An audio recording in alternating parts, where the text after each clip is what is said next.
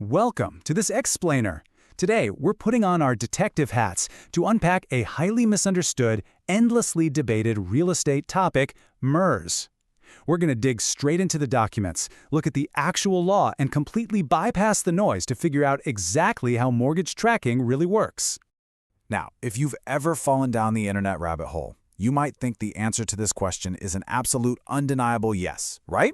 I mean, there are endless forms out there claiming the mere presence of MERSs is like a magic fraud button that instantly voids a loan. But look, today we're stripping away all those sensationalized myths to find the actual facts. We're going to learn how to read, verify, and cite real authority instead of relying on lazy internet memes that, let's be honest, have about as much legal authority as a wet napkin.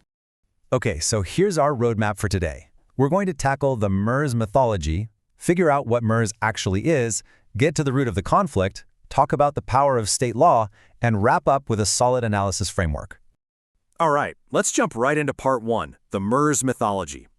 First things first, we really need to clear our mental canvas here. It's incredibly easy to just, take the lazy route and trust what you read on forums. But claims that MERS automatically equals fraud, or that your original lender just vanished into thin air, they're fundamentally incorrect. MERS does not own your promissory note. They don't service your loan, and no, they absolutely cannot magically foreclose on properties everywhere. These myths just flat out fail to hold up when you actually do the legal analysis. Moving on to part two, what MERS actually is. Let's pivot away from the rumors for a second. As the Kentucky Attorney General explicitly pointed out in a consumer notice, MERS is not the lender. It doesn't own your promissory note, and it definitely doesn't collect your monthly payments. It's literally just an electronic database tracking system. It acts as a nominee and mortgagee of record. So if a borrower says, hey, MERS never loaned me money, well, yeah, they're right. But that fact alone doesn't magically void a mortgage.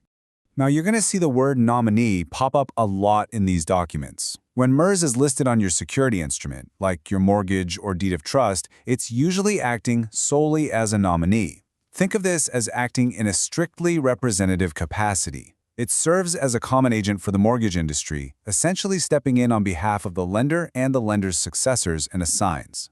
Similarly, you'll often see MERS designated as the mortgagee of record. And honestly, this just means they're the party listed in the county land records. But here's the absolute crucial takeaway for us. Just because MERS is the mortgagee of record in your local county files does not mean you owe them money under your promissory note.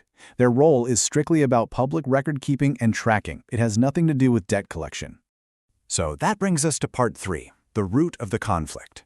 If MERS is literally just a tracking system, why on earth does it cause so many fierce legal arguments, massive litigation, and wild internet conspiracies? Well, the controversy really stems from the fact that MERS sits right at the messy intersection of traditional public land records and modern private electronic tracking. See, traditionally, every single time a loan was sold, a manual assignment had to be physically recorded down at the county level. That created a highly visible, very obvious paper trail. But the MERS system, it was designed to cut down on all those repeated recordings. With MERS, the mortgage is recorded exactly once, with MERS as the nominee, and then all subsequent transfers of servicing or beneficial ownership are just tracked privately inside their electronic database. That exact shift in visibility, from public paper to private database, is what sparked years and years of intense debate. And the thing is, we don't have to guess what MERS is actually doing behind the scenes. We can rely on actual documented authority from Fannie Mae and MERSCORP itself to prove that this is really just an efficiency tool for the industry. It's built to track changes in mortgage servicing rights and beneficial ownership. It is definitely not some magic fraud button designed to steal homes. It's just a structural recording system. Let's look at part four, the power of state law. This is huge because you absolutely cannot apply one universal internet rule to MURs. Why? Because its authority is strictly 100% dependent on state law. Let me show you exactly why jurisdiction matters here with a quick tale of two states. In New York, looking at the Romaine case, the state's high court affirmed that a county clerk actually has a ministerial duty to record and index MERS instruments.